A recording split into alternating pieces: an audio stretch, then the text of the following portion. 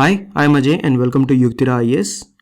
As you know, we are doing the complete geography for UPSC prelims, right?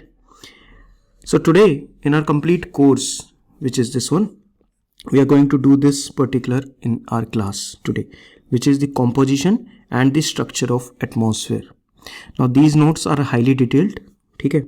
If you want these notes in the PDF form, तो उसका link description में मिलेगा, एक Google drive का link मिलेगा.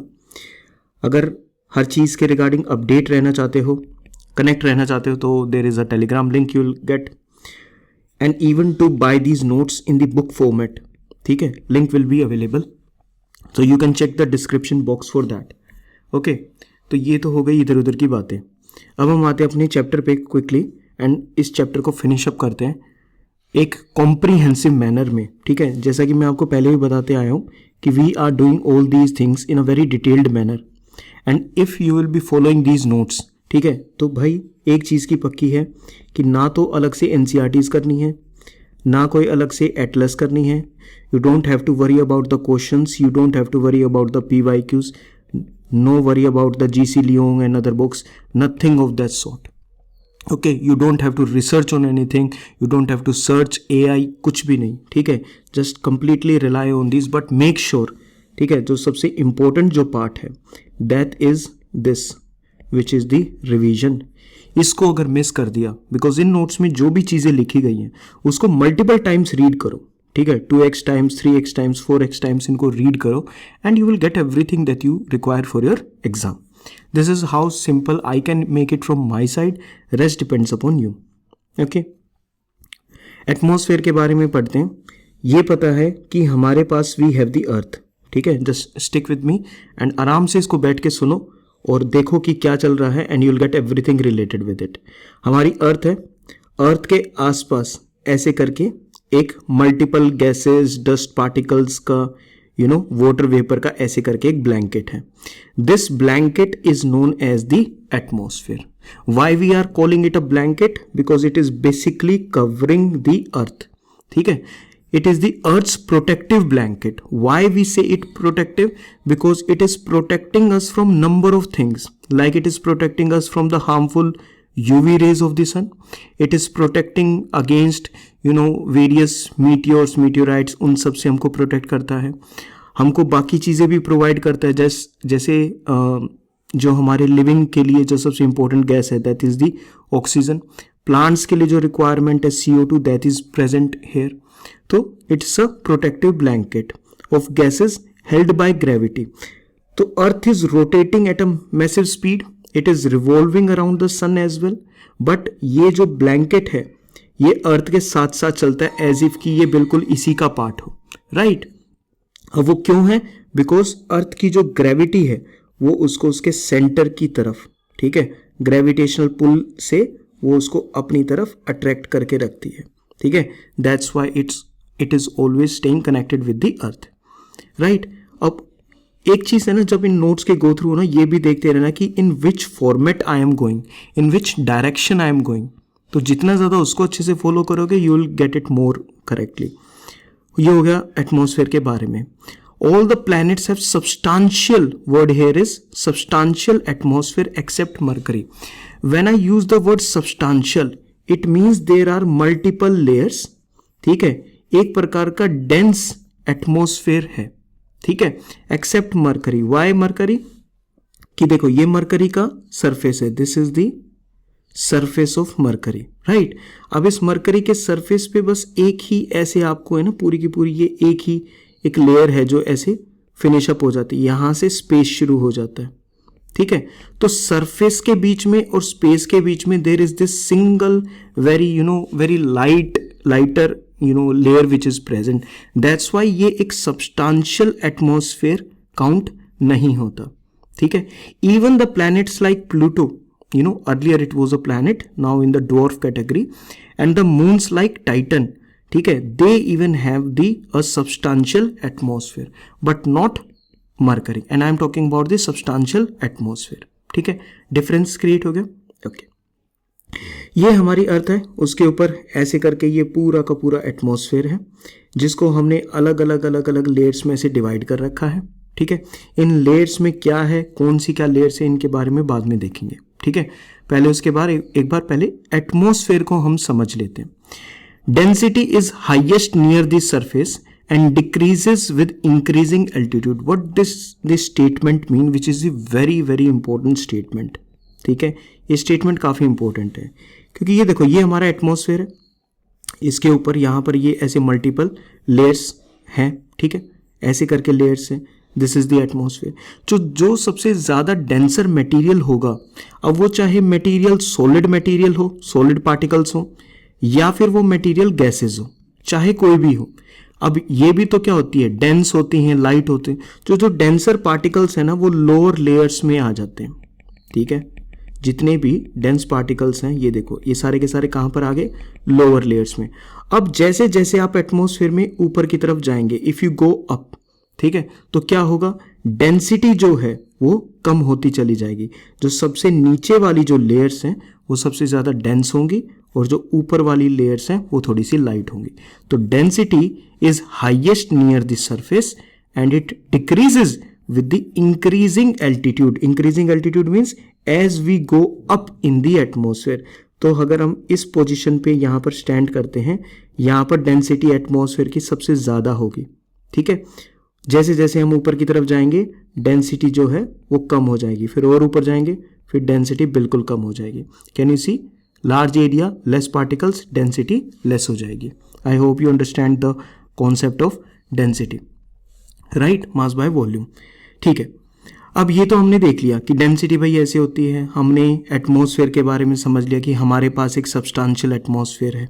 ठीक है, अब ये जो एटमॉस्फेयर का, before we even divide it into number of layers, सबसे पहले आपको जानना है दो चीज़ों के बारे में। वो कौन कौन सी हैं? One is homosphere and second one is हेट्रोस्फेयर।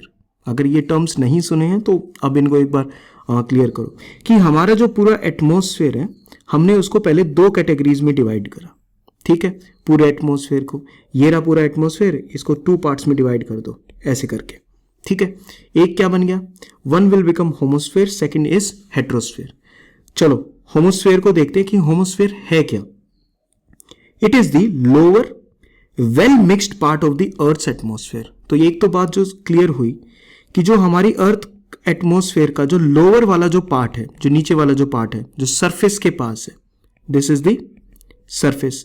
जो सरफेस के पास जो पार्ट है which is well mixed, it means उसके अंदर वाटर वेपर्स, ठीक है, यानी वाटर जो गैसियस फॉर्म में प्रेजेंट है, different different gases, different different dust particles, ठीक है, वो सब वेल मिक्स्ड फॉर्म में प्रेजेंट है। क्योंकि इसका नाम होमोस्फेयर है, मतलब ज्यादा यूनिफॉर्म मिलेगा। कैसा मिलेगा? यूनिफॉर्म। वेल मिक्स्ड का मतलब यहां पर क्या है? It is homo. ठीक है, homo here basically means it is mixed uniformly, it is mixed uniformly. Clear? Now homosphere is from the surface up to 80 to 90 kilometre, यानी from surface up to the 80 to 90 kilometre, ये जो पूरी की पूरी range है, this is होमोस्फेयर। ठीक है, और यहां पर क्या होगा? All the gases, all everything will be uniformly mixed. There is uniform composition of gases, ये बता चुका हूं मैं, यूनिफॉर्म कॉम्पोजिशन ऑफ गैसेज है। It means major gases will be present और उनका जो कॉम्पोजिशन होगा वो वेल मिक्स्ड फॉर्म में होगा। अगर हमारे उसके एटमॉस्फेयर की बात करें तो उसकी डिफरेंट डिफरेंट जो लेयर्स हैं, यानी ट्रोपोस्फेयर, स्ट्रेटोस्फेयर एंड मेसोस्फेयर। तो TSM जो स्टार्टिंग की सरफेस से लेके ट्रोपोस्फेयर, स्ट्रेटोस्फेयर, मेसोस्फेयर, ये तीन लेयर्स किसके अंदर में आएंगी? ये आएंगी होमोस्फेयर के अंडर में। ठीक है, the top layer of homosphere is turbopause, या फिर हम इसको होमोपोज भी बोल सकते हैं। ठीक है, तो ये सारे के सारे क्या हैं? These are the points which related to homosphere. ठीक है, साथ में रिवाइज भी करते चलेंगे, इतनी स्पीड से चलेंगे कि हमें, देखो आप ना उसको भागने की मत सोचा करो कि मैं इसको 2x पे देख लूँ, 1.5x पे देख लूँ, 1.75 पे देख लूँ। उससे क्या होगा? माइंड जो चीज़ों को ग्रैस्प कर पा रहा है, क्विकली उसको कैप्चर कर पा रहा है, उसके लिए कम टाइम होता है, इसलिए हम कम रिवाइज कर पाते हैं। इसलिए आराम से देखो, there is no need to rush regarding these things if you are doing it for the first time. हाँ, अगर 2-3 बार अगर देख रहे हो तो well you can watch it at any speed. ये तो हो गया भाई होमोस्फेयर। लोअर लेयर्स होती हैं, वेल मिक्सड होती हैं, यूनिफॉर्म कॉम्पोजिशन होता है, सरफेस 80 to 90 किलोमीटर होता है। एटमॉस्फेयर की ट्रोपोस्फेयर, स्ट्रेटोस्फेयर और मीजोस्फेयर इसके अंडर में आती हैं। और ये सरफेस है, ये पूरी की पूरी होमोस्फेयर है। एंड ये इसकी जो अबव लेयर है, दिस इज नोन एज टर्बोपोज या होमोपोज। ठीक है, हेट्रोस्फेयर को थोड़ा सा अपोजिट कर दो। Gases are separated by molecular diffusion. ठीक है, कि जो गैसेज है ना वो यहाँ पर वेल मिक्सड नहीं है। देर आर सम गैसेज जिनकी कुछ अपना मोलिकुलर स्पीड है। ठीक है, कुछ अच्छे से मिक्सअप हो पाती हैं, कुछ नहीं हो पाती। तो गैसेज इस वाली लेयर के अंदर, हेट्रोस्फेयर के अंदर मोस्टली गैसेज ना अपने अपने एरियाज में प्रेजेंट होंगी, मतलब आप उनको सेपरेटेड फॉर्म में देख पाएंगे। ठीक है, तो gases are majorly separated by molecular diffusion. ठीक है, lighter molecules are present higher up. जितने ज्यादा गैसेज के मोलिक्यूल्स लाइट फॉर्म में होंगे, जैसे हाइड्रोजन है, हीलियम है, ये गैसेज कैसी हैं, ये ज्यादा लाइटर गैसेज हैं। ठीक है, तो अगर ये गैसेज लाइटर हैं तो इनके मोलिक्यूल्स, ठीक है, सरफेस के ज्यादा पास मिलेंगे, ऊपर की तरफ मिलेंगे? बताओ कहां पर मिलेंगे? ऊपर की तरफ मिलेंगे, राइट। तो लाइटर मोलिक्यूल्स ऊपर की तरफ मिलेंगे और थोड़े से जो डेंसर होंगे वो नीचे की तरफ मिलेंगे। It lies directly about the होमोस्फेयर। तो ये अपना सरफेस हो गया, ये टर्बोपोज हो गया जो अभी हमने देखा था, ये पूरा का पूरा होमोस्फेयर है, दिस इज होमोस्फेयर। और ये है हेट्रोस्फेयर, जिसके अंदर जो लाइटर पार्टिकल्स होंगे वो ऊपर की तरफ मिलेंगे और थोड़े से डेंसर पार्टिकल्स नीचे की तरफ मिलेंगे। और आपको ऐसे गैसेस डिवाइडेड फॉर्म में मिलेंगी बिकॉज ऑफ मॉलिक्यूलर डिफ्यूजन, इसलिए इसको हेट्रोस्फेयर बोलते हैं। बिकॉज यहाँ पर होमोस्फेयर का मीनिंग है यूनिफॉर्म कॉम्पोजिशन और वेल मिक्स्ड लेयर, यहाँ पर रहेगा सेपरेशन, हेट्रोस्फेयर। ठीक है, तो आपने है ना वैसे मिक्सचर्स भी देखे होंगे if you have read chemistry. ठीक है, होमोजीनस, हेट्रोजीनस ऐसे मिक्सचर्स होते थे, राइट। तो वहां से भी इसको कनेक्ट कर सकते हो। For those of you know, नहीं पता है तो जाने दो, छोड़ो। ठीक है, lies directly about the होमोस्फेयर, most of the thermosphere and all of exosphere. ठीक है, थर्मोस्फेयर का एक मेजर पार्ट, थोड़ा सा थर्मोस्फेयर इसमें भी आ सकता है, इट इज नॉट समथिंग कि वो उसमें बिल्कुल भी नहीं आएगा, बिकॉज ऐसे कोई क्लियर डिस्टिंक्शन नहीं है ना, एक ऐसे लाइन ड्रॉ नहीं कर रखी कि भाई इसके बाद ये ही एरिया शुरू होगा। ठीक है, तो most of the thermosphere but all of the exosphere will come under what, will come under the heterosphere. Clear है यहां तक? तो हमने दो चीजें देख ली, homosphere and heterosphere, which are the two divisions of the atmosphere, right? अब हमने इस चीज को तो समझ लिया कि यार हमारा सरफेस है, ठीक है, और वहां पर जो डेंसर जो पार्टिकल्स हैं वो मोस्टली इस लेयर, स्टार्टिंग की लेयर में ज्यादा डेंसर पार्टिकल्स हैं, और जैसे जैसे हम अपर लेयर में जाएंगे हमारे जो पार्टिकल्स हैं वो लाइटर एटमॉस्फेयर हमको मिलेगा, राइट। डेंसर एटमॉस्फेयर नीचे की तरफ मिलेगा, लाइटर एटमॉस्फेयर ऊपर की तरफ मिलेगा। ठीक है, तो अब देखो इस लाइन को देखो, which is written over here कि 99% of the total atmosphere's mass, यानी हमारे पूरे एटमॉस्फेयर का जो टोटल मास है, क्या है, जो टोटल मास है उसका, ठीक है, जो उसका टोटल वेट है, it is confined to 32 kilometre. यानी ये जो नीचे वाली लेयर है इसमें 99% of the total mass of atmosphere है and 1% of the mass of atmosphere क्या है, अबव लेयर्स के अंदर।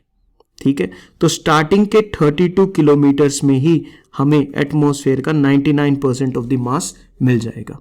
आई think you have got this particular line, the 99% of the atmosphere total mass, it is confined, वो कहां तक सीमित है, 32 kilometre from the earth's surface. Very well, चलो अब हमने एटमॉस्फेयर के बारे में, we have seen some of the things regarding atmosphere, now we will see what is this, because हमने अपने चैप्टर का नाम देखा है स्ट्रक्चर, हमने अभी थोड़ा बहुत स्ट्रक्चर देख लिया, अब हम थोड़ा बहुत कॉम्पोजिशन ऑफ एटमॉस्फेयर देखेंगे कि ये जो हमारा एटमॉस्फेयर है ना ये बना किस चीज से, what is it is composed of. ठीक है, एक जो सिंपल सी लाइन है वो याद रखनी है, it is made up of gases, made up of water vapour and made up of dust particles. Dust particles तुम्हें पता है, it could be very fine grand sand, Rocky dust particles. Water vapour यानी जो water है which is in liquid form, जब हम इसको heat करेंगे, ठीक है, तो ये हीट कैप्चर करेगा and it will turn into the gaseous form. ये किस फॉर्म में कन्वर्ट हो जाएगा वाटर वेपर? गैसियस में। तो ये दो चीजें मैं आपको है ना ऐसे शो करा करूंगा अगर डायग्राम में बनाऊंगा। This is what it is liquid water, this is what which is water in the gaseous form. This gaseous form is known as water vapour. Got it? समझ आ गया ना अच्छे से? Very good. ठीक है, गैसेस का तुमको पता ही है, इतनी सारी गैसेस हैं, ठीक है, जिसमें से जो ऑक्सीजन है it is in negligible quantity eight 120 kilometre, यानी सरफेस से, अब स्मार्ट बन जाओ तुम, ठीक है, सरफेस से 120 किलोमीटर तक आपको मेजरली तो ऑक्सीजन आपको नीचे वाली लेयर्स में मिलेगी, ठीक है, यहां नीचे वाली लेयर्स में मिलेगी, बट 120 किलोमीटर पर जाने के बाद ये बिल्कुल नेग्लिजिबल क्वांटिटी में हो जाती है। It means as we go up in the space, ठीक है, ऑक्सीजन विल रिड्यूस। CO2 और वाटर वेपर आपको कहां तक मिलेंगे? अप टू 90 किलोमीटर्स, ठीक है, तो ये CO2 का हो गया, ये वाटर वेपर का हो गया अप टू 90 किलोमीटर, ये O2 को हो गया अप टू 120 किलोमीटर। बना किससे है? Gases, water vapour and dust particle. साथ साथ बोलते चलो, ठीक है, साथ साथ रिवाइज करते चलो, तब ये चीज बेटर होगी। ओके, देखो कितनी सही चीज है। अब एक और मजेदार चीज देखते हैं इसके अंदर, ठीक है, ये हमारी अर्थ यहां पर दिखाई दे रही है, वेरी गुड। अब देखो ये वैसे तो स्ट्रेट ड्रॉ कर रखा है, बट ये है कैसे? ये ऐसे है ना, ये ऐसे शो कर रखा है। ओके, तो दिस इज द एटमॉस्फेयर, और एटमॉस्फेयर की भी ये स्टार्टिंग की 32 किलोमीटर है। अब याद करो कि स्टार्टिंग की जो 32 किलोमीटर उसमें क्या है? 99%। अब इसको 132 मत समझना, ये ऐसे ऐसे इसकी हाइट शो कर रखी है। 32 kilometre, 99% of mass of the atmosphere is in the first 32 kilometres, ठीक है, ये हो गया रिवाइज, वेरी गुड। अब हमारे जो फाइनल लेयर है, एटमॉस्फेयर की जो फाइनल लेयर है, उसको हम क्या बोलते हैं? एग्जोस्फेयर, ठीक है। आई नो तुम्हें बहुत सारी चीजें पता है, रिवीजन भी तो कोई चीज होती है भाई, राइट। एग्जोस्फेयर हमारी फाइनल लेयर है which is present somehow at 10,000 kilometre तक। मतलब एग्जोस्फेयर की एक तो एक्चुअल में तुम्हें ऐसे शो नहीं होगा कि ठीक है ये हमारा एटमॉस्फेयर खत्म हो गया और यहां से हमारा स्पेस शुरू हो गया। ये जो बेसिकली लाइन है ना, एग्जोस्फेयर की जो फाइनल लाइन है, ये थोड़ी सी डिफ्यूज्ड लाइन है। डिफ्यूज लाइन का मतलब आपको पता नहीं चलेगा कि कब स्पेस शुरू हो गया और कब एग्जोस्फेयर कंप्लीटली खत्म हो गया। तो ऐसे कोई पर्टिकुलर लाइन नहीं है। तो अगर हम सरफेस से अगर एग्जोस्फेयर की लास्ट लाइन तक देखें तो it is somewhere eight 10,000 kilometre. इतनी ऊपर तक हमारा पूरा का पूरा एटमॉस्फेयर है। और सोच के देखो, उस 10,000 किलोमीटर का सिर्फ 32 किलोमीटर पर ही सारा का सारा मास है। तो मेजॉरिटी ऑफ द चीजें हैं जो वो स्टार्टिंग के ही उसमें है। अब ये पूरा कितना हो गया? 10,000 किलोमीटर हो गया, ठीक है। फिर हमने बोला कि यार फिर स्पेस क्या है? ऐसे तो पता ही नहीं चलेगा, हाँ, स्पेस क्या है? क्योंकि अगर if you have read enough, ठीक है, हमारे जितने भी डिफरेंट इंटरनेशनल एग्रीमेंट्स होते हैं, ठीक है, या किस चीज को हम स्पेस क्राफ्ट बोलते हैं, किस चीज को हम एयरक्राफ्ट बोलते हैं, तो ये कैसे पता चलेगा कि ये एयरक्राफ्ट है, ये स्पेस क्राफ्ट है, ठीक है। डिस्टिंक्शन कैसे करेंगे? अच्छा, जो इंटरनेशनल एग्रीमेंट्स होंगे उसमें अगर स्पेस वर्ड लिखा हुआ है तो what does this space word actually means, ठीक है, ये तो कंफ्यूजन है, ठीक है। मान लो हमने बोल दिया कि हम ना स्पेस में जो न्यूक्स होते हैं, nuclear weapons, short with nukes, कि हम स्पेस में ना न्यूक्स को एक्सपेरिमेंट नहीं करेंगे, ठीक है। अब कहाँ है स्पेस? मैं 11,000 पे एक्सपेरिमेंट नहीं करूंगा या मैं 8,000 पे नहीं करूंगा, मैं कहाँ नहीं करूंगा? तो इस चीज को शो करने के लिए हमें स्पेस को डिफाइन करना था अपने अकॉर्डिंग। तो मतलब हमें एक इमेजिनरी लाइन ड्रॉ करनी पड़ेगी, ठीक है। तो इस पूरे 10,000 में सरफेस से 100 किलोमीटर तक हमने एक लाइन ड्रॉ करी जिसको हमने बोला द कार्मन लाइन। क्या बोला हमने इसको? The Karman line. अब ये लाइन जो हम अब ड्रॉ तो नहीं हो सकती ना स्पेस पे, राइट? तो हमने इसके एक इमेजिनरी लाइन देखी at 100 kilometres and we called it the Karman line. और हमने क्या बोला कि ओके इसके बाद हम स्पेस को कंसिडर करेंगे, this will be the actual atmosphere वाला। तो हमने कॉमन लाइन क्यों ड्रॉ करी ये देखते हैं। It is used for differentiating between the aircraft and the spacecraft. ठीक है, हम उसकी डिटेल्स में नहीं जाएंगे अभी, बस ये मैं कार्बन लाइन को ये एक्सप्लेन करना जरूरी है। Karman line as a term is used in internationally recognised as a boundary marking the start of the outer space. ठीक है, कि भाई इस पॉइंट के बाद क्या शुरू हो रहा है, इसको बोला जाएगा आउटर स्पेस। किसके बाद? कार्बन लाइन के बाद। ठीक है, देखो अगर साथ साथ रिवाइज हो रहा है ना तो बताया करो, ठीक है, अच्छा लगता है। उसके बाद conceptual use for international agreements and space activities, वहां पर भी इस टर्म का यूज होता है। तो समझ गए, कार्बन लाइन का एक टर्म अच्छे से प्रिपेयर हो गया, क्वेश्चन आए तो अच्छे से इसको कर देना। ठीक है, ठीक है। कॉम्पोजिशन हम देख रहे हैं, कॉम्पोजिशन के अंदर हमने उसके अंदर हमने कार्बन लाइन को भी देख लिया। अब वाटर वेपर को देखते हैं, गैसेस पे भी आएंगे लेकिन वाटर वेपर को देखते हैं। ठीक है, वाटर वेपर भी क्या है, एक टाइप से गैस ही तो हुई, because it is in the gaseous form. It is the most abundant variable gas. Variable gas, अब देखो अबंडेंट तो हमको समझ में आता है बिकॉज अर्थ के पास प्रेजेंट है खूब सारा वाटर, वो वाटर सन की रेज की वजह से हीट अप होता है एंड हीट अप होने के बाद वो जो वाटर वेपर है वो जो वाटर है वो वेपर्स में कन्वर्ट होता है। बट हम इसको वेरिएबल गैस क्यों बोल रहे हैं? अंडरस्टैंड दिस कि हमारी जो अर्थ है, इसको देख लें, ये बनी हुई है, ये हमारी अर्थ है, हियर इट इज द सन। सन की जो मेजोरिटी ऑफ द हीट है that is received by the tropical areas, है ना। ट्रॉपिकल एरियाज पे मैक्सिमम हीट रिसीव होती है, राइट। तो वहां पर सबसे ज्यादा इवेपोरेशन भी उसी एरिया में होगा, सबसे ज्यादा जो इवेपोरेशन है वो भी उसी एरिया में होगा। Water will convert into what? It will convert into the vapours, right. So this is the thing. Variable gas क्यों बोल रहे हैं? बिकॉज जो ट्रॉपिकल एरियाज हैं वहां पर सबसे ज्यादा इवेपोरेशन होगा, तो आपको वहां पर सबसे ज्यादा क्या मिलेंगे?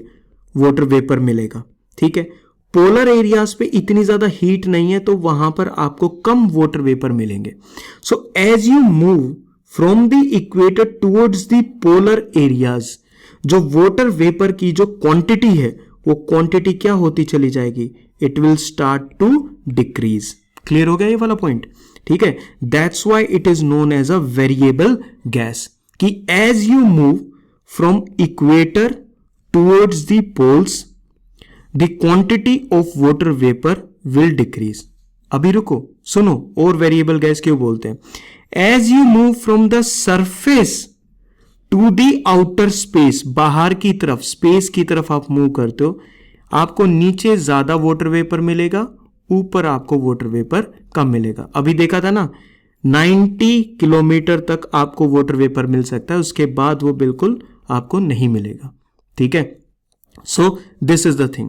दो तरीके से वेरिएबल गैस देख ली, एक तो अर्थ के सरफेस पे as you move from the equator towards the pole, और एक स्पेस पे as you move from the surface towards the outer space. दोनों केसेस में वाटर वेपर रिड्यूस होता चला जाएगा। जिस जगह पर ज्यादा इवेपोरेशन होगा वहां पर प्लस प्लस यानी ज्यादा वाटर वेपर मिलेगा। ठीक है, there will be more water vapour present in the areas जहां पर इवेपोरेशन होगा। जहां पर कंडेंसेशन होगा, कंडेंसेशन पहले तो एक सेकंड के लिए यही समझ लो, ये क्लास 5th की ईवीएस शुरू करनी पड़ रही है हमको।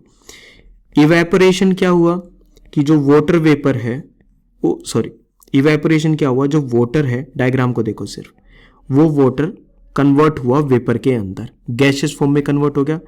यहां लिक्विड फॉर्म में है, यहां पर गैसियस फॉर्म में। अब ये गैसियस में कन्वर्ट होगा, ये ऊपर जाने के बाद जब ये ऊपर एटमॉस्फेयर में जाएगा ये अपनी हीट को लूज कर देगा, it will lose it heats and it will convert back into what? The water droplets, यानी ये वापस से लिक्विड फॉर्म में आ जाएगा। ये जो कन्वर्जन है वाटर वेपर से वापस लिक्विड फॉर्म में, this is known as condensation, this is known as condensation. तो वाटर वेपर लिक्विड फॉर्म से वेपर फॉर्म में गया, दिस इज नोन एज, क्या है बोलेंगे इसको भाई, इवेपोरेशन। वेपर फॉर्म से वापस से लिक्विड फॉर्म में आएगा, it is known as condensation. और जब ये लिक्विड फॉर्म अर्थ के सरफेस पर वापस आएगा, this is known as precipitation, this is known as precipitation, right. So now you have got enough about it कि ये क्या चीज है। तो कंडेंसेशन, कंडेंसेशन मतलब वेपर वापस से किस में कन्वर्ट हो रहा है, इन दी लिक्विड ड्रॉपलेट्स, ठीक है। तो वाटर वेपर क्या हो जाएगा, कम हो जाएगा, क्योंकि वो वापस से कन्वर्ट हो रहा है, और जहां इवेपोरेशन होगा वहां ऐड हो जाएगा।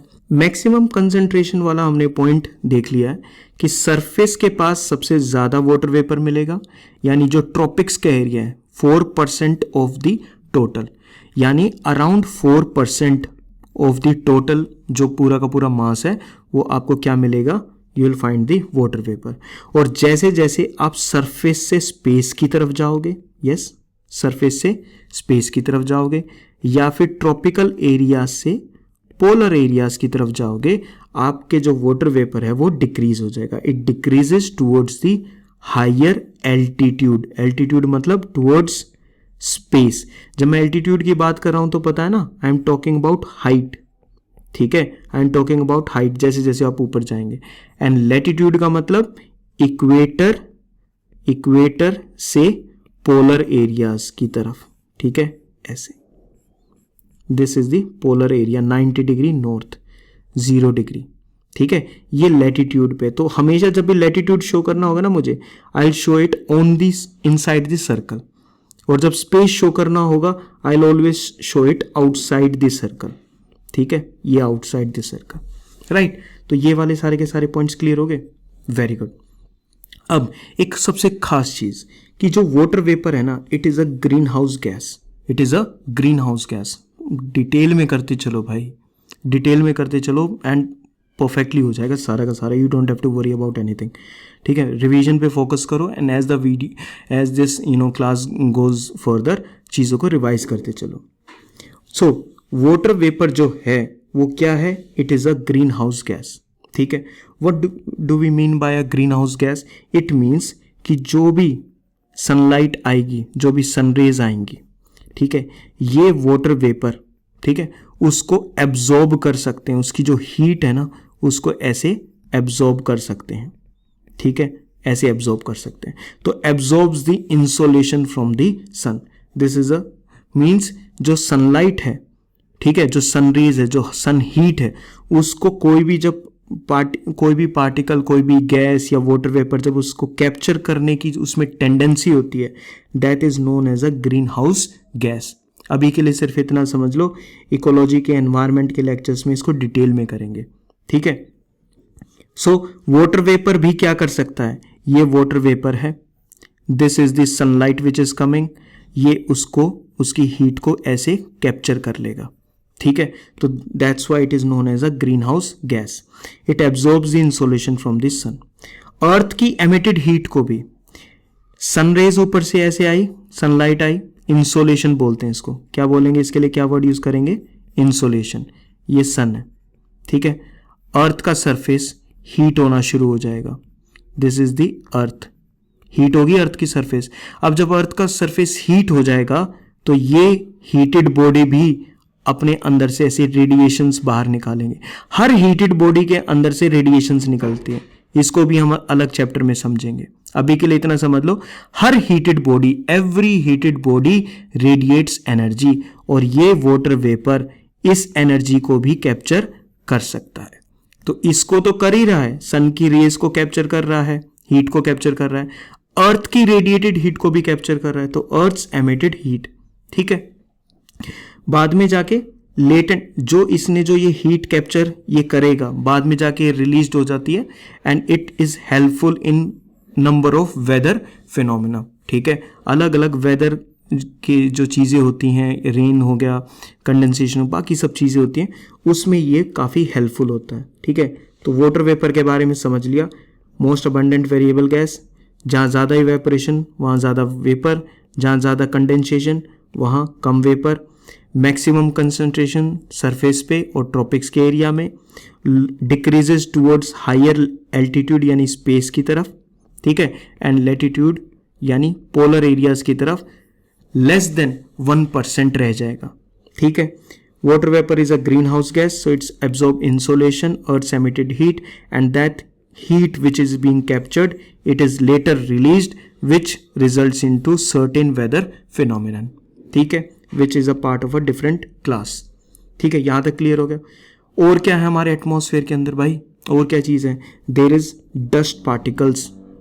अब डस्ट पार्टिकल्स की अगर हम बात कर रहे हैं तो think about it, small solid particles in atmosphere, ठीक है, स्मॉल सॉलिड पार्टिकल्स हैं। वेपर क्या था? वाटर वेपर क्या था? हाँ, क्या था? It was a gaseous material. ये क्या है यहाँ पर? Solid particles. बड़े बड़े पत्थरों की बात नहीं कर रहा हूँ, बिल्कुल tiny tiny, as if not visible to the naked eye. They अब सॉलिड पार्टिकल्स हैं तो क्या रहेंगे? ज्यादा डेंस रहेंगे, मतलब इनका ज्यादा मास रहेगा, राइट। और मास रहेगा तो ये कहां पर लिमिटेड होंगे? They will be limited near the surface of the earth, तो they will be concentrated in the lower layers of the atmosphere, ठीक है, okay. Convection air currents transport them. अच्छा, अब ये जो चीज है ना, ये तुम प्लीज इसको एक बार थोड़ा सा समझ लेना थ्रू दिस पर्टिकुलर थिंग, ठीक है। अब देखो, दिस इज दिस सरफेस। जब अर्थ का सरफेस हीट होता है, ठीक है, अर्थ का सरफेस जब हीट होगा तो उसके आसपास का जो एयर है, ये उसके आसपास का जो एयर है वो भी हीट हो जाएगा through the process of which process? Conduction. Conduction के प्रोसेस के थ्रू ये अर्थ के जो पास वाला जो एयर है वो भी हीटेड हो जाएगा।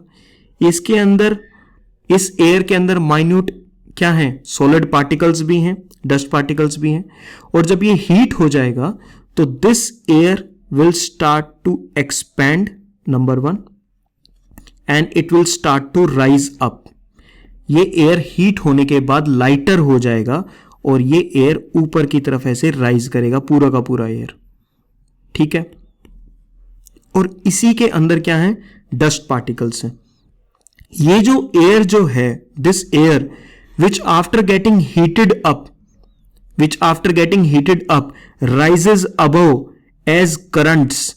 अब ये एक बिल्कुल करंट मतलब क्या? वो बिजली वाला करंट की बात नहीं कर रहा। करंट मतलब वो एक डिफाइंड वे में ऐसे मूव करने लग रहा है, ठीक है। This is known as convection air currents.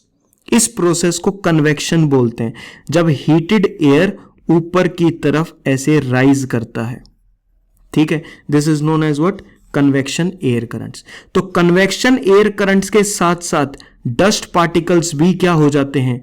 Above layers में ट्रांसपोर्ट हो जाते हैं, ठीक है। अब ये अबव लेयर्स में जाके करेंगे क्या? वहां पर इनकी जॉब लगी है? नहीं ना। करेंगे क्या वो भी डिस्कस करेंगे कि कैसे प्रेसिपिटेशन में हेल्प करेंगे, ठीक है, ओके। हायर कंसंट्रेशन कहां पर मिलेगी? अब देखो, look at it. Dust particles की हमने एक चीज तो देख ली, that they will be found in the lower layers of the atmosphere, यानी ये सरफेस लोअर लेयर्स में आपको सबसे ज्यादा पार्टिकल्स मिलेंगे।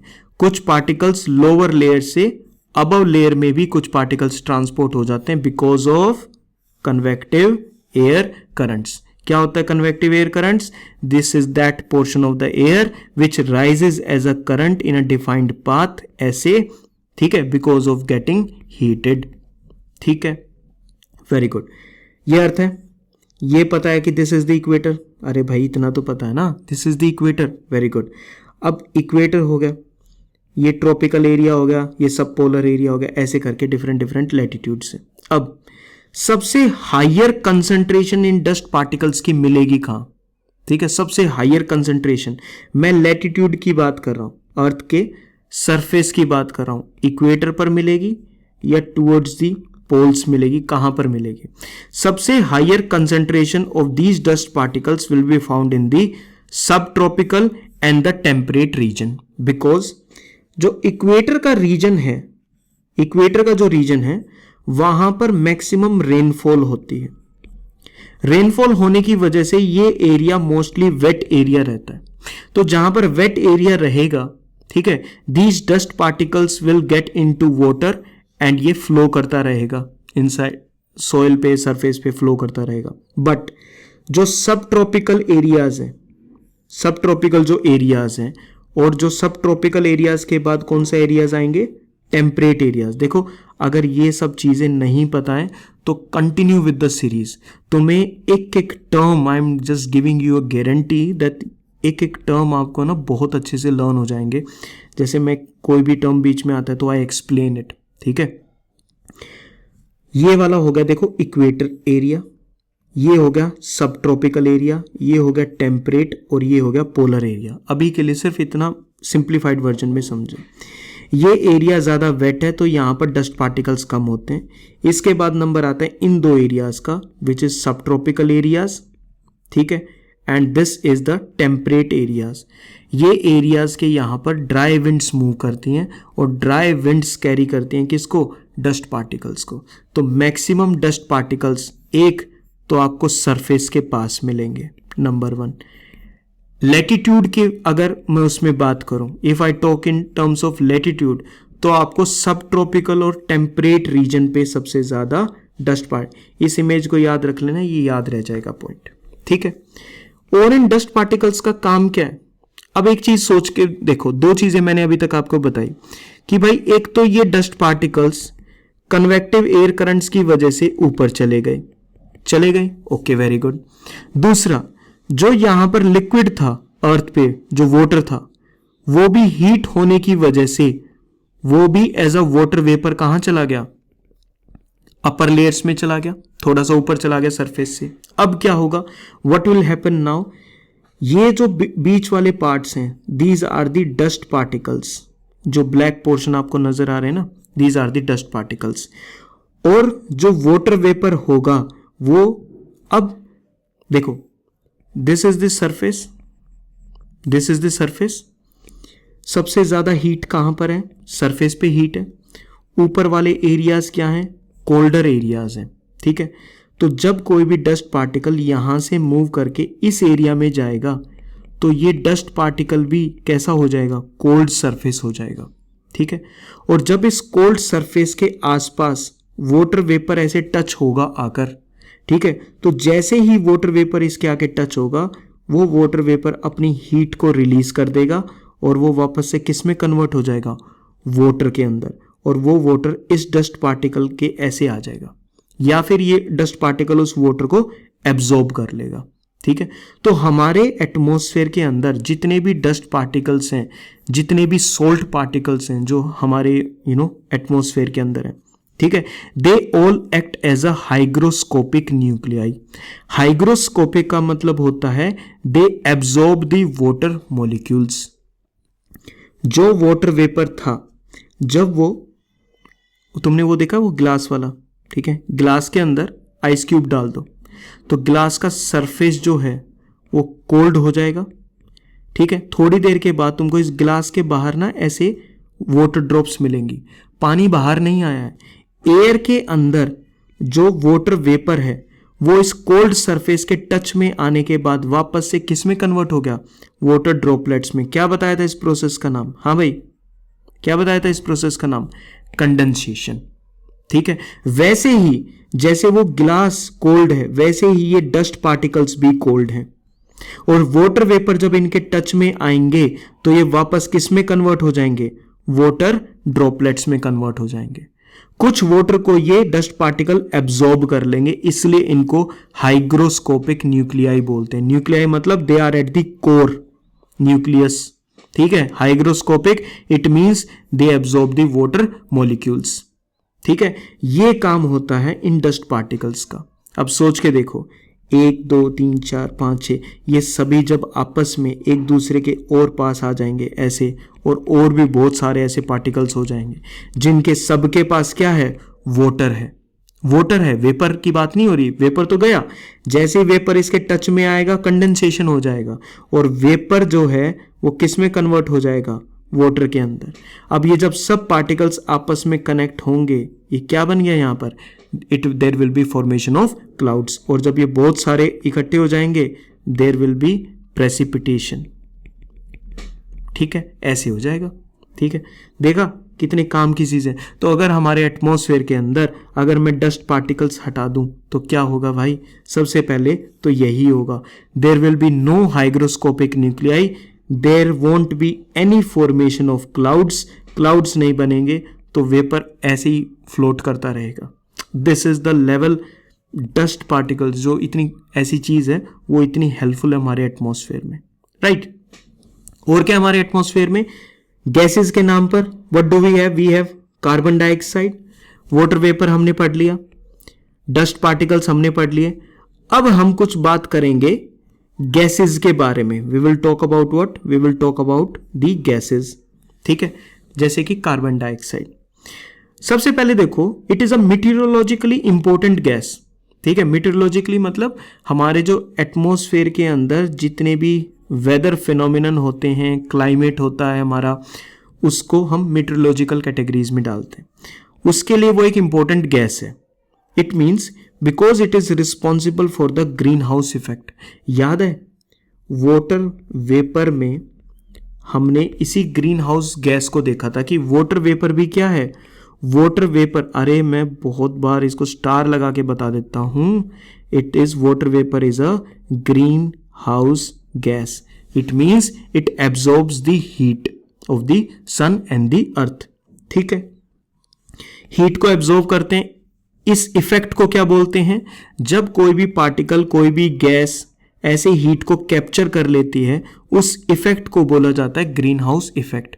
ठीक है, जिससे हमारी अर्थ का जो टेम्परेचर है ना वो मेंटेन्ड रहता है, वो वार्म रहता है during the night as well, क्योंकि वो हीट क्या होगी, कैप्चर करके रख ली, नहीं तो वो सारी की सारी हीट वापस से स्पेस में चली जाती, और जब तक अगले दिन का सनराइज होता तब तक सब जम चुके होते। ठीक है, we would have frozen up.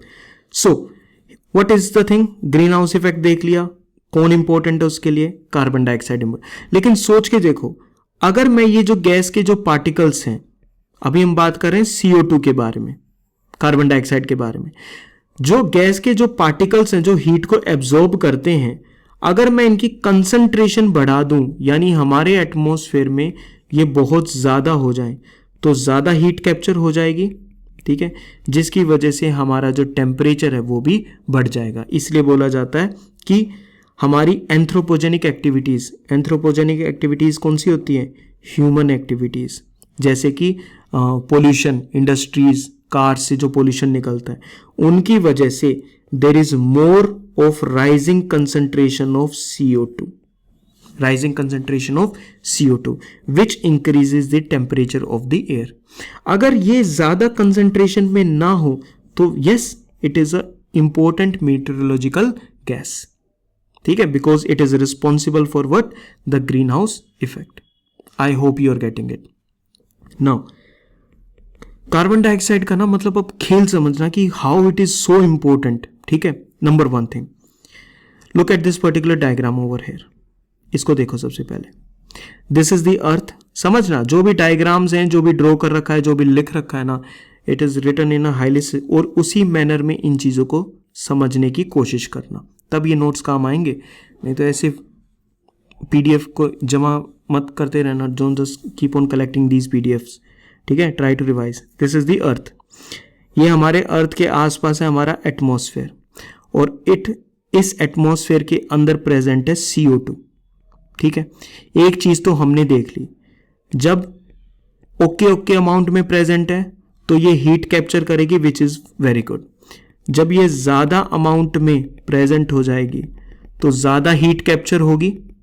ठीक है, ज्यादा हीट कैप्चर होगी तो अर्थ का टेम्परेचर ज्यादा हो जाएगा। ठीक है, ये वाला कॉन्सेप्ट आ गया समझ में। दूसरी चीज, जो CO2 है, it is transparent to the insolation. It means कि कोई भी जो CO2 का मॉलिक्यूल है, जो सनलाइट आ रही है, यानी इंसोलेशन, इनकमिंग सोलर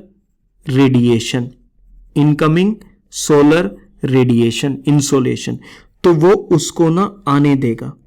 आ जाओ भाई, कोई आपका चार्ज नहीं लगेगा, कोई टोल नहीं लगेगा, आप एंट्री ले लो, ठीक है। बिकॉज क्योंकि इनकी जो वेवलेंथ होती है ना, ये क्योंकि ज़्यादा हीटेड है, हम इसको नेक्स्ट क्लास में फर्दर क्लासेस में डिस्कस करेंगे कि why CO2 allows insolation to enter, वो इंसोलेशन को अंदर आने देगा। लेकिन फिर अर्थ क्या हो जाएगी, अर्थ इस इंसोलेशन की वजह से खुद से हीट हो जाएगी, अर्थ हीट होगी। अब जब कोई भी बॉडी खुद से हीट होगी, क्या बताया था, जो भी बॉडी हीट अप होगी वो रेडिएट करेगी। अब जो ये रेडिएट करेगी जिस हीट को, वो हीट लॉन्ग वेवलेंथ में ऐसे बाहर आएगी। सन से कैसे आई थी, शॉर्ट वेवलेंथ में, CO2 ने उसको आने दिया, आ जाओ शॉर्ट वेवलेंथ को, और अर्थ से जो हीट निकली वो निकली लॉन्ग वेवलेंथ की फॉर्म में। देखो इनकी वेवलेंथ ज्यादा है, इसकी वेवलेंथ कम है। लॉन्ग वेवलेंथ की फॉर्म में जब ये हीट निकली तो CO2 ने इस हीट को क्या कर लिया, कैप्चर कर लिया, ठीक है। तो देखो इस लाइन को यहां कैसे लिख रखा है कि जो CO2 है it is transparent to insolation, यानी वो उसको आने देता है, बट इट इज ओपेक, यानी बॉर्डर्स क्लोज हो जाएंगे, कैप्चर कर लेगा किस चीज को, टेरेस्ट्रियल रेडिएशंस को, ठीक है। टेरेस्ट्रियल रेडिएशन मतलब terrestrial, here the word is earth से जो रेडिएशन निकल रही है उसको कैप्चर कर लेगा। कुछ हीट को रिफ्लेक्ट बैक कर देगा अर्थ की तरफ और कुछ हीट को कैप्चर कर लेगा, बट इट इज ओपेक, वो उसको ज्यादा बाहर जाने नहीं देगा। कौन, CO2। तो CO2 का गेम समझ रहे हो, CO2 is like that get keeper, ठीक है, जो इंसोलेशन को अंदर आने देता है, अर्थ से सनरेज को अंदर आने देता है, लेकिन अर्थ की हीट को बाहर जाने नहीं देता, जिसकी वजह से अर्थ का टेम्परेचर जो है वो इंक्रीज होता है और मेंटेन रहता है। CO2 ज्यादा हो जाएगी तो इंक्रीज हो जाएगा, कम रहेगा तो मेंटेन रहेगा। This phenomenon is known as the green house effect, the capturing of the earth radiations, ठीक है, जिसकी वजह से टेम्परेचर मेंटेन रहता है। तो इन दोनों पॉइंट्स को याद रखना, transparent to insolation and opaque to terrestrial radiation. Transparent अंदर आने दे रहा है, ओपेक बाहर जाने नहीं दे रहा है, और कुछ को तो रिफ्लेक्ट बैक भी कर देता है, ठीक है। This is the role of what, carbon dioxide. Got it, समझ में आ गया ये वाला पार्ट, वेरी गुड। अब हम बात करेंगे CO2 के बारे में, हमने बात कर ली, ऑक्सीजन का हमको पता ही है, ठीक है। अब हम बात करेंगे ओजोन के बारे में। Ozone is also gas, ozone is also a gas which is shown by O3, ठीक है। तो CO2 के बारे में हमने बात कर ली, O2 का हमको पता ही है, लिविंग बींग्स के लिए यूज होता है, ठीक है। O3 के बारे में बात करेंगे विच इज दी ओजोन, ठीक है। कुछ चीजें आपको इसके बारे में पता है, आपको ये पता है कि जो ओजोन होती है ना, ये सन रेज आ रही हैं, ठीक है, these are the sun rays. अब इन सन रेज के अंदर there are other rays as well, ठीक है, बहुत सारी वेवलेंथ की रेज आती हैं सन की तरफ से, उसमें से there is some which are very good for us, और कुछ होती हैं UV rays which means the ultra violet rays. और आपको ये पता है, अभी तक आपने स्कूल टाइम में भी इस चीज को पढ़ा होगा कि जो ओजोन है वो अल्ट्रा वायलेट रेज को ब्लॉक कर देती है, ठीक है, ओके। नाउ सबसे पहले मैं चाहूंगा तुम ना इस स्पेक्ट्रम की तरफ देखो, लुक एट दिस स्पेक्ट्रम। बड़ा भी कर दिया ना मैंने इस चीज को, ठीक है, वेरी गुड। अब सबसे पहले ना इस स्पेक्ट्रम को तुम्हें ना सिर्फ देखना नहीं है, you have to learn it as well because it is a separate concept also. Most of the चीजें इससे क्लियर हो जाएंगी, राइट। जो भी लाइट होती है, ठीक है, जो भी रेज होती हैं वो अलग अलग टाइप की हो सकती हैं, जैसे कि gamma rays, x rays, ultraviolet rays. ये एक पोर्शन होता है विजिबल लाइट का, infrared waves, microwaves and the radio waves, ठीक है। अब देखना कि ये सेट कैसे है। This is the electromagnetic spectrum, ये वो स्पेक्ट्रम है जिसपे सारी की सारी इलेक्ट्रोमैग्नेटिक वेव्स शो हो रखी हैं, राइट। अब कैन यू सी दिस, इसको देख रहे हो, यहां पर वेवलेंथ क्या है, लॉन्ग वेवलेंथ है, किसी भी वेव की ये क्या कहलाती है, जो दो उसके ऐसे क्रेस्ट होते हैं उनके बीच का distance, that is the wave length. ठीक है, यहां पर वेव लेंथ क्या है, ज्यादा है, यहां पर वेव लेंथ क्या है, कम हो गई है। तो इस साइड वेव लेंथ ज्यादा है, इस साइड वेव लेंथ कम है। ठीक है, अभी मैंने बताया था कि जो सन से जो एनर्जी निकलती है वो शॉर्ट वेव लेंथ की होती है। इट मीन सन के पास तो काफी एनर्जी है, तो जहां पर शॉर्ट वेवलेंथ होगी, जहां पर शॉर्ट वेवलेंथ होगी वहां पर एनर्जी जो होगी वो ज्यादा होगी। तो इस वेवलेंथ के पास, इस टाइप की जो रेज होती हैं उनके पास जो एनर्जी होती है वो एनर्जी काफी ज्यादा होती है। Got it. फ्रीक्वेंसी, फ्रीक्वेंसी देखो, एक सेकंड के अंदर मान लो ये सिंगल पास हुई और यहां पर एक सेकंड के अंदर देखो कितनी पास हुई, तो इसकी फ्रीक्वेंसी क्या है, ज्यादा है। बिल्कुल मैंने बिल्कुल सिंप्लीफाइड टर्म्स में तुम्हें इसको बताया। तो shorter the wavelength, higher the frequency, higher the energy. Short length, wavelength जितनी ज्यादा शॉर्ट होगी उतनी ज्यादा एनर्जी होगी। तो वेवलेंथ स्मॉल होगी उतनी ज्यादा एनर्जी बढ़ जाएगी, उतनी ज्यादा फ्रीक्वेंसी बढ़ जाएगी। ठीक है, यहां पर क्या है, अपोजिट है। Long wavelength, long wavelength lower frequency, long wavelength lower wavelength, lower frequency and lower energy. तो गामा रेज के अंदर, गामा रेज शॉर्टर वेवलेंथ होंगी, फ्रीक्वेंसी ज्यादा होगी, और गामा रेज के अंदर जो एनर्जी होगी वो भी काफी ज्यादा होगी। तो एक तो आपको ये सीक्वेंस याद करना है भाई, ये सीक्वेंस बिल्कुल एग्जैक्टली इसी फॉर्म में, gamma rays, x rays, ultraviolet, infrared, micro waves and radio waves. ठीक है, रेडियो वेव्स में भी एफएम वेव्स आ जाएगा, एएम वेव्स, ऐसे करके, don't go into that. Ultraviolet rays और इंफ्रारेड के बीच में आता है विजिबल लाइट, और हमें पता है विजिबल लाइट के अंदर 7 कलर्स होते हैं जिसको हम विबज्योर से याद रखते हैं, है ना, VIBGYOR, violet, indigo, blue, green, yellow, orange and red. Ultra violet तो विब यहां से शुरू होगा, इंफ्रारेड इसके बाद इंफ्रारेड आएगा, और यहां पर क्या आएगा, अल्ट्रा वॉयलेट। ठीक है, I hope now you have got this particular spectrum inside your mind. ठीक है, अब ये स्पेक्ट्रम हमने कंप्लीटली देख लिया। Now will come back to the ozone वाला पार्ट। अब हमारे लिए जो एक्सप्लेनेशन है, जो इसको समझने का वो है, वो हमारे लिए थोड़ा इजी रहेगा। सबसे पहले ओजोन कहाँ पर प्रेजेंट है, where is ozone present, it is between 10 and 50 kilometre above the earth surface. यानी ये हमारा अर्थ सरफेस होगा, यहां से ये 10 किलोमीटर हो गया, ये 50 किलोमीटर हो गया, और इस रेंज में ओजोन प्रेजेंट है। ठीक है, नंबर 1 थिंग इसको याद रखना। Okay, second thing, it acts as a filter and absorb the UV rays.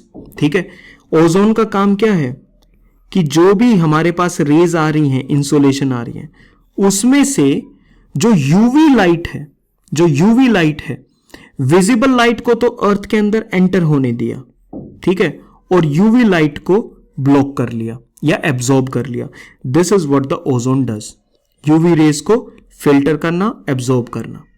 ठीक है, जो यूवी रेज होती हैं what they are electromagnetic radiation of 10 to 400 nanometre की इनकी वेवलेंथ होती है।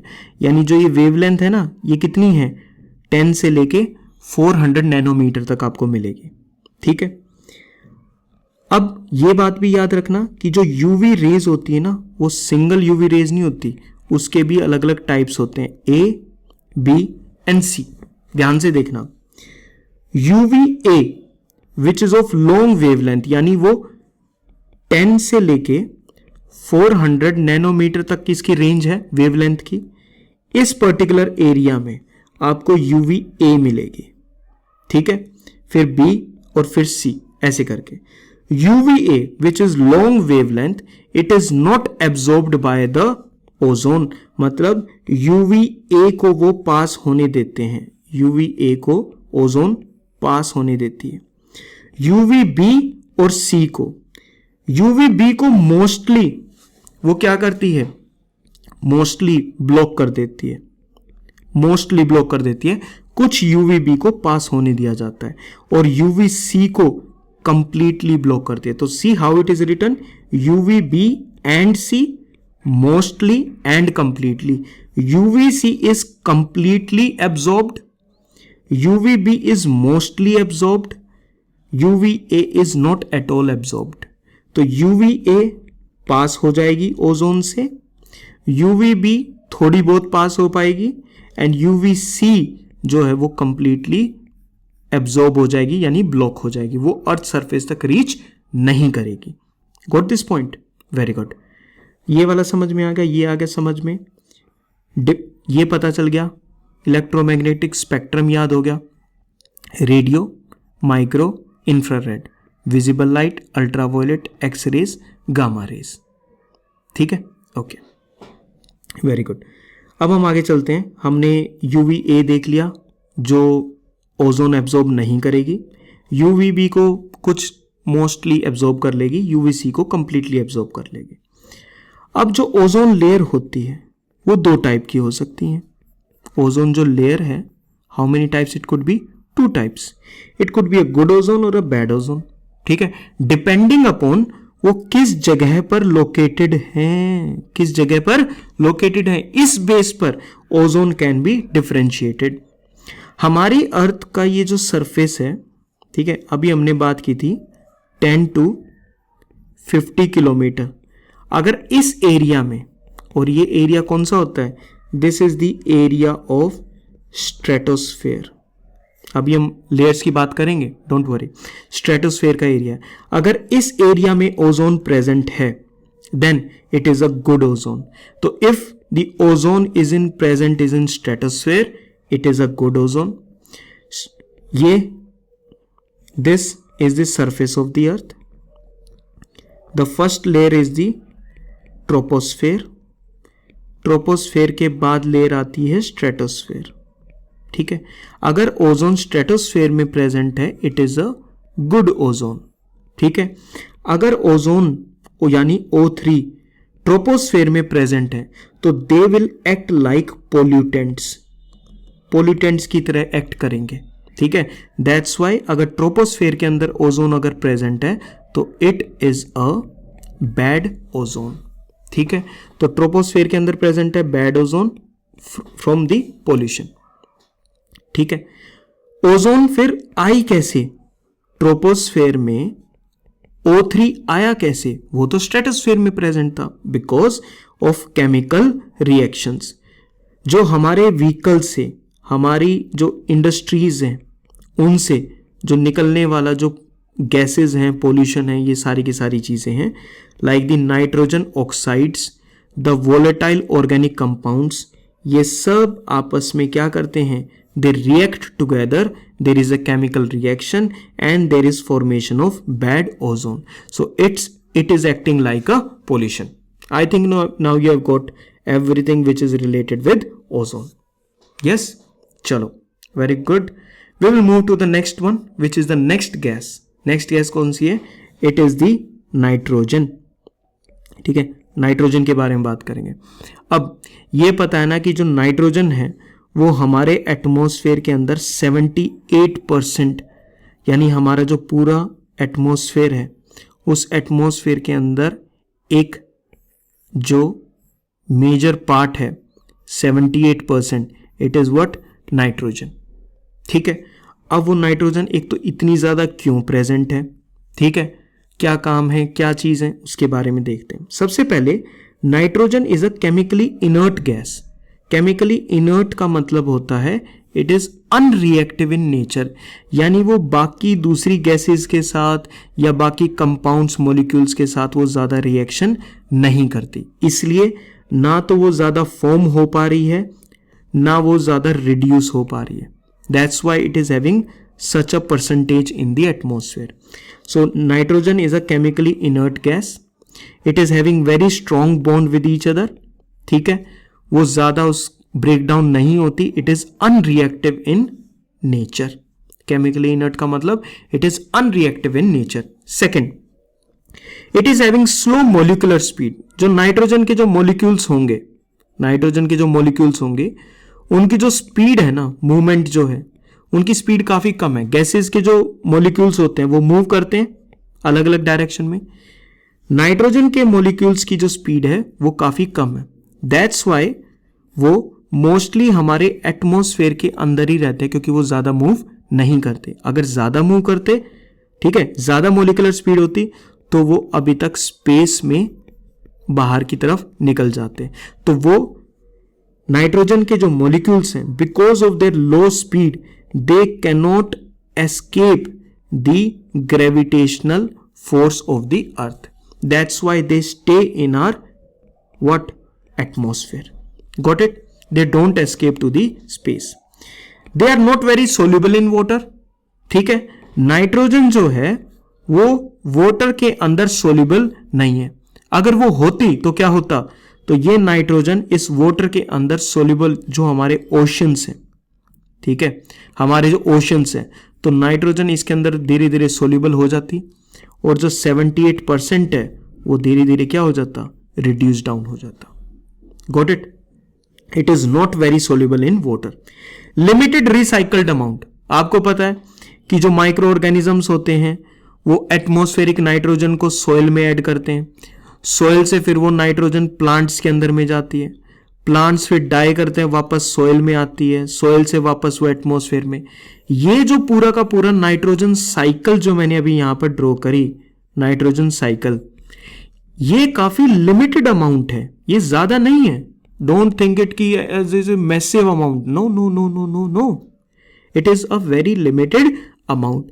That's why because of all these factors nitrogen is the most abundant gas in our atmosphere. ये भी एक अच्छा क्वेश्चन बन सकता है, ठीक है। तो इस चीज को आपको याद रखना है that nitrogen is the most abundant gas in the atmosphere because it is chemically inert, it is unreactive, it has slow molecular speed. इसकी वजह से वो स्पेस में एस्केप नहीं करते। It is not very soluble in water and it is limited recycled amount, ठीक है। Because of these factors nitrogen, और इसके डिफरेंट डिफरेंट यूजेस हैं, है ना। चाहे वो कार्स के टायर में एयर होता है, वो कई बार कुछ कार्स के टायर के अंदर नाइट्रोजन डाली जाती है, ठीक है। So there are different different things, ठीक है, जिसमें नाइट्रोजन का यूज होता है। ओके, ये टेबल देख रहे हो, ये टेबल आपको ऐसे पानी के ग्लास में इस टेबल को डालना है। इसको मतलब you have to drink it, the point is this, ठीक है। It means you have to learn it completely. Nitrogen सबसे ज्यादा है, then comes around 21%, around 21% is the oxygen, then comes the argon gas, CO2, neon, helium, methane, krypton and hydrogen। इस पूरे के पूरे sequence को इन द डिक्रीजिंग फॉर्मेट याद कर लेना। This is the constituent percentage by volume, ठीक है। 78% क्या है? नाइट्रोजन है। 21% क्या है? ऑक्सीजन है। बाकी ये सारा का सारा जो अराउंड 1% है, जिसमें सबसे ज्यादा क्या है? The argon gas, right. Argon gas का क्या है? जो प्लैनेट के अंदर, हमारा जो प्लैनेट जब इवोल्व हो रहा था तो उस टाइम पर जो रेडियो एक्टिव डीके हुआ, जो रेडियो एक्टिव एलिमेंट्स होते हैं वो धीरे धीरे ब्रेक डाउन होंगे, उसमें से आर्गन रिलीज होती रहेगी, ठीक है। तो वहां से जब हमारा प्लैनेट इवोल्व कर रहा था, रेडियो एक्टिव डीके की वजह से जो एलिमेंट्स थे, रेडियो एक्टिव एलिमेंट्स थे, वो डीके हुए और वहां से आर्गन रिलीज हुई। अब वो आर्गन हमारे एटमॉस्फेयर के अंदर प्रेजेंट है 0.9%, ठीक है। आर्गन के बहुत सारे यूजेस होते हैं, जैसे कि हमारा फॉर एग्जांपल हमारा जो लाइट बल्ब होता है, ठीक है, उसके अंदर ये फिलामेंट होता है। हीट की वजह से ये फिलामेंट ब्रेक डाउन ना हो, तो उसके लिए इस बल्ब के अंदर बाकी के साथ आर्गन भी मिक्स किया जाता है ताकि वो उसको प्रिजर्व कर सके। तो लाइट बल्ब्स के अंदर आर्गन प्रेजेंट होती है to prevent the filament burn out, जो फिलामेंट ऐसे प्रेजेंट होता है। It is also used in the preservation of historical artefacts and documents. Medical lasers के अंदर आर्गन का यूज होता है. तो there are different different uses for argon, right. Okay, next हमारे सामने आएगी दैट्स, हम देखो इंपॉर्टेंट CO2 हमने बात कर ली. ये नियोन हीलियम के बारे में हम बात नहीं करेंगे. We will talk about methane as well. ठीक है, तो we will talk about methane as well. इसको देखते हैं. Methane which is CH4. Learn करते जाना side by side. CH4. Okay, methane की कुछ खास बातें. Number 1, it is colourless. Second, it is odourless hydrocarbon. Hydrocarbon मतलब form by hydrogen and carbon. Odourless, आपको इसकी कोई स्मेल नहीं होती है. ठीक है. कलरलेस, मीथेन का कोई भी कलर नहीं होता है. ये तो हुई कुछ साइंटिफिक चीजें जो इसके साथ रिलेटेड है. जो नेचुरल गैस होती है, नेचुरल गैस का हम यूज करते हैं. ठीक है, हम नेचुरल गैस का यूज करते हैं. उस नेचुरल गैस का सबसे मेन कंपोनेंट होता है मीथेन. नेचुरल गैस के अंदर क्या प्रेजेंट होती है? मीथेन प्रेजेंट होती है. ठीक है. ओके भाई, लेकिन हम ये नेचुरल गैस वगैरह की तो बातें करने के लिए बैठे नहीं है. ठीक है, हम देख रहे हैं अपने एटमॉस्फेयर को. हमारे एटमॉस्फेयर में मीथेन का क्या काम है? ठीक है, what is the use of methane. अब तुमने CO2 के बारे में देखा था कि कैसे CO2 is transparent to the insolation but opaque towards the terrestrial radiation. इतना याद है भाई? अगर ये याद नहीं है तो फिर गलत बात है. ये गलत बात हो जाएगी. ये याद होना चाहिए. ठीक है, ये वाली चीज याद है. तो CO2 बेसिकली कर क्या रहा है? CO2 is a green house gas. Methane is also green house gas. तो फिर भाई what is the difference? CO2 भी ग्रीन हाउस गैस है, मीथेन भी ग्रीन हाउस गैस है. It means they are both trapping the heat. They are both trapping the heat. लेकिन CO2 की जो हमारे एटमॉस्फेयर में जो एज है, इट इज समवट 100 ईयर्स. मान के चलो 100 साल में कोई भी CO2 का मॉलिक्यूल फाइनली डिसइंटीग्रेट होगा. CH4 की एज क्या है? It is somewhat 12 years. एक तो ये चीज होगी. यानी अगर मैं एक CH4 का मॉलिक्यूल लूं और एक CO2 का मॉलिक्यूल लूं, ये एक मॉलिक्यूल को फाइनली डिसइंटीग्रेट होने में 12 ईयर्स लगेंगे. CO2 को उसी टाइम पे 100 ईयर्स लगेंगे. तो ये लॉन्ग टर्म हो गया, ये शॉर्ट टर्म हो गया. But methane is a potent green house gas. Potent का मतलब पता है क्या है? It has high potential. देख लो इसको. It has high potential to trap the heat. It means मैंने एक CH4 लिया, एक CO2 लिया. ठीक है, ये CH4 का सिंगल पार्टिकल CO2 से 80 टाइम्स ज्यादा हीट को कैप्चर करेगा. ठीक है, तो अगर यहां पर हीट ऐसे आती है, ऐसे हीट आ रही है, CH4 80% ऑफ द हीट को कैप्चर कर लेगा. ठीक है, इट मींस CO2 से ज्यादा पोटेंट या ज्यादा पावरफुल ग्रीन हाउस गैस कौन सी है? मीथेन है. बट इसका जो लाइफ टाइम है वो थोड़ा सा कम है. तो अगर हमारे एटमॉस्फेयर में हमें शॉर्ट टर्म के लिए अगर अपने टेम्परेचर को रिड्यूस करना है तो हमें मीथेन को कंट्रोल करना चाहिए, नॉट दी CO2. ठीक है, अब मीथेन बड़ी इंटरेस्टिंग जो प्लेसेस है वहां से मिल सकती है. जैसे मीथेन नेचुरल सोर्सेज क्या है जहां से मीथेन मिलती है? ये वाला तो समझ में आ गया ना, है ना? ये वाला समझ में आ गए तीनों points. Very good. Natural sources क्या है मीथेन के? याद करो मेरे साथ. वेटलैंड्स, पानी होगा, थोड़ी सी वेजिटेशन होगी, इस एरिया में से मीथेन रिलीज होती है. टर्माइट्स जो दीमक होती हैं वो रिलीज करती है मीथेन को. ह्यूमन ये तो नेचुरल हो गए, वेटलैंड्स, टर्माइट्स. ह्यूमंस का क्या है? Rice fields. ये भी तो एक वेटलैंड्स होते हैं ना, राइस फील्ड्स भी. तो राइस की जो फील्ड्स होती हैं जहां पर वाटर स्टैंडिंग होता है, उसमें से भी मीथेन रिलीज होती है. वेस्ट वाटर के जो प्लांट्स होते हैं वहां से मीथेन रिलीज होती है. So these are some of the sources of methane release. Got it? ये हमने बात ही कर ली कि इसका शॉर्ट एटमॉस्फेरिक लाइफ स्पैन है ऑफ अराउंड 12 ईयर्स, बट इसका हाई क्या है? ग्रीन हाउस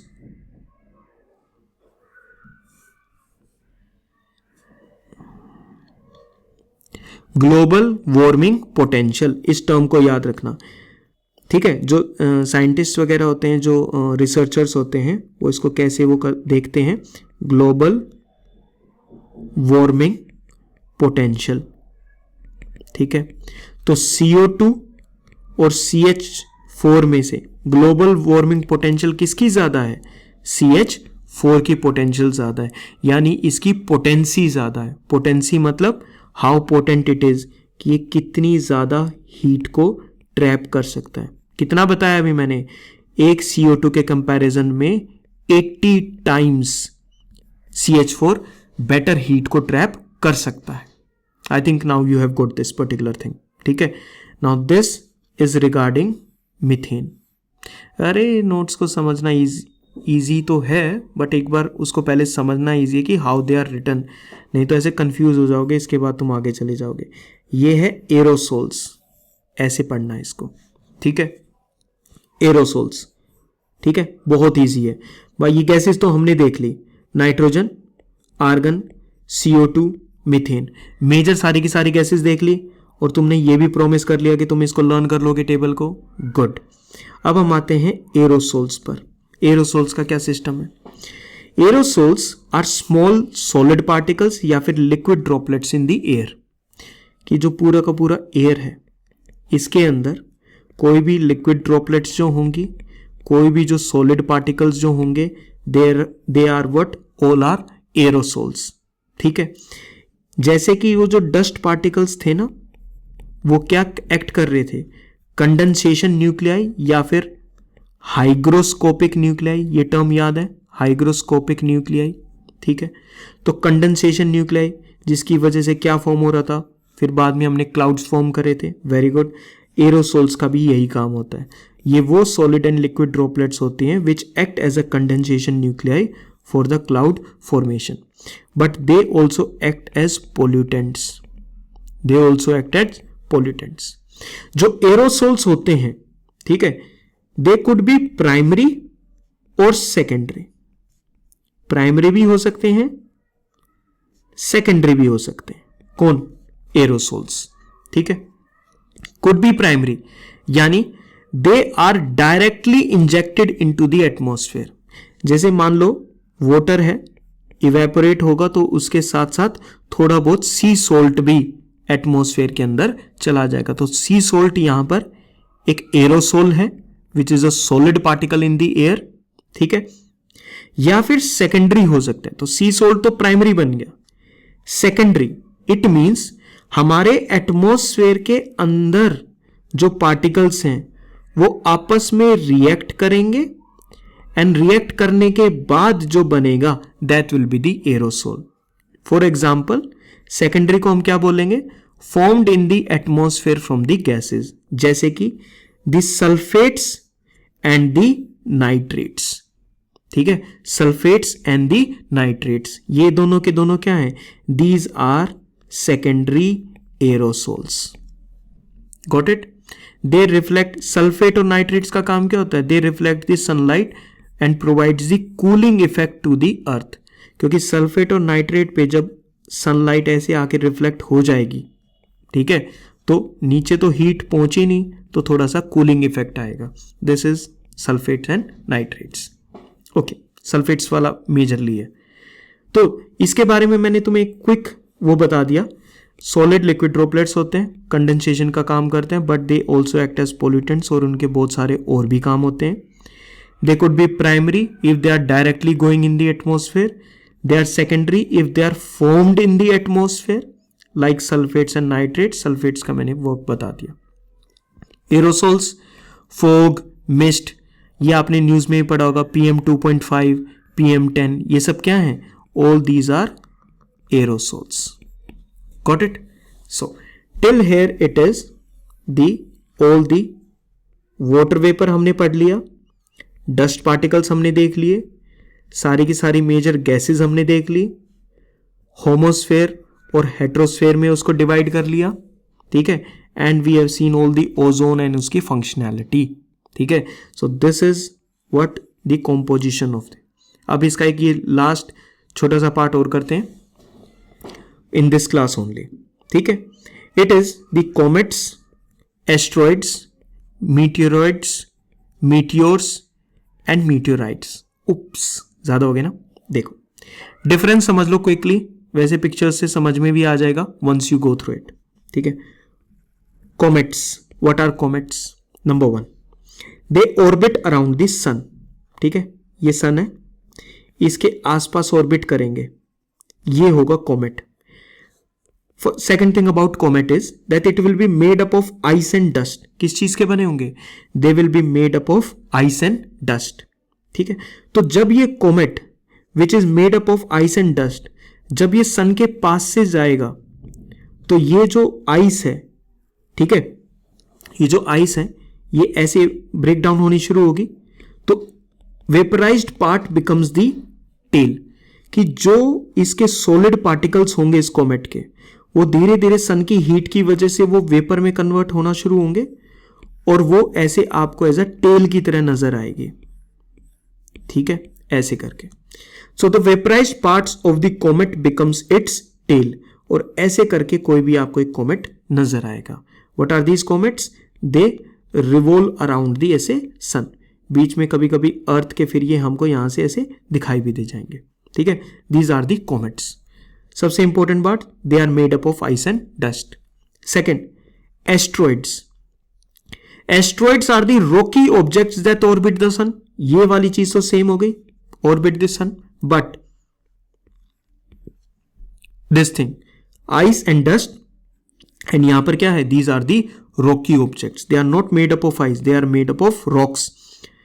एस्ट्रॉइड्स और प्लैनेट्स में क्या डिफरेंस है? बट प्लैनेट्स काफी बड़े हैं, ठीक है, सॉलिड रॉक के बने होते हैं, और जो सॉलिड रॉक के जो प्लैनेट्स हैं उनको काफी छोटा छोटा छोटा कर दो, you will get what? You will get the asteroids. तो ये मैंने यहां पर एस्ट्रॉइड ऐसे शो कर दिया.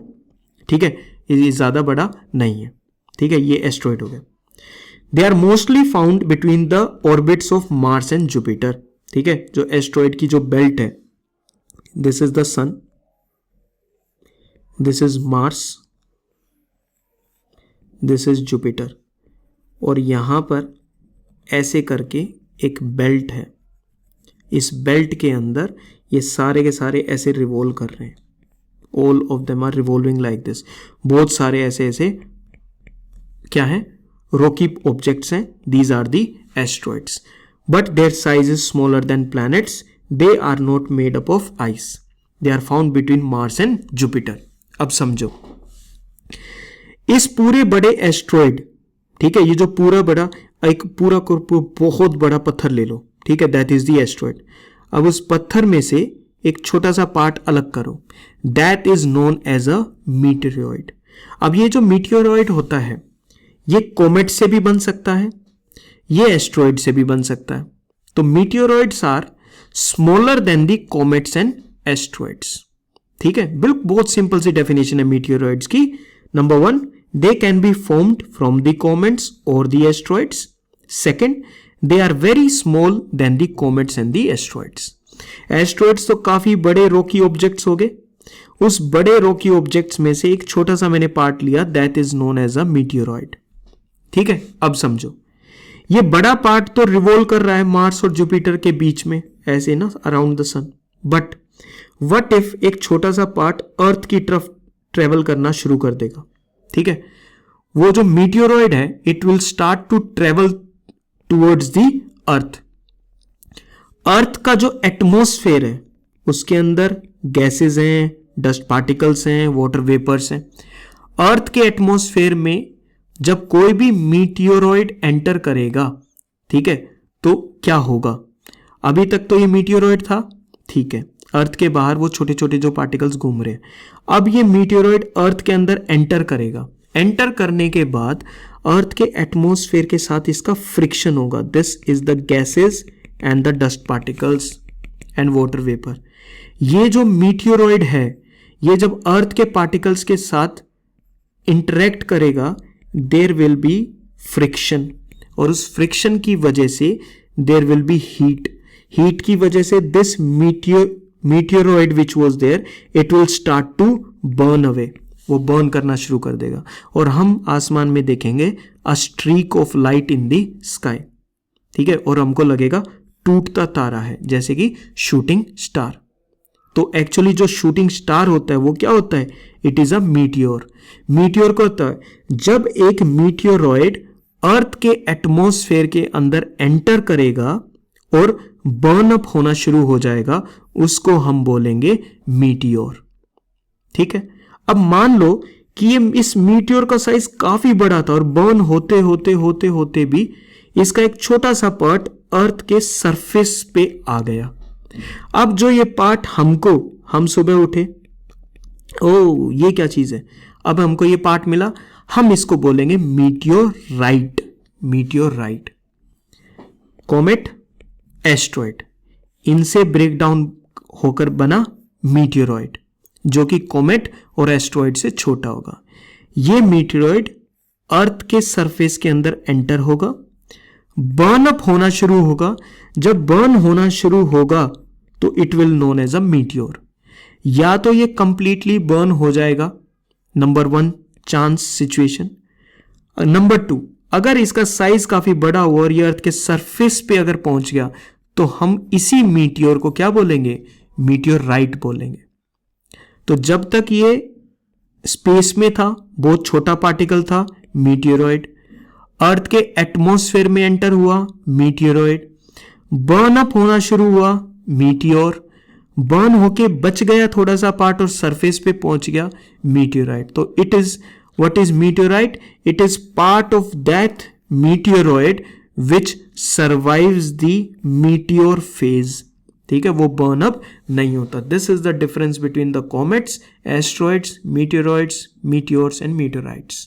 ठीक है, इसको हम अपनी नेक्स्ट क्लास में डिस्कस करेंगे, where will discuss all the different layers of the atmosphere. ठीक है, एंड तब हमारा ये कंप्लीट चैप्टर कंप्लीट होगा। तो till now you have seen all the things related with it, all these things are there. ठीक है, notes related with this particular lecture which is the topic composition and the structure of atmosphere. You'll get it down below in the description. Do read it again and again. Try to watch all the lectures. ठीक है, try to share them with your friends and other people जिनको इनकी need है, and I'll see you in the next class. Till then, take care and keep learning.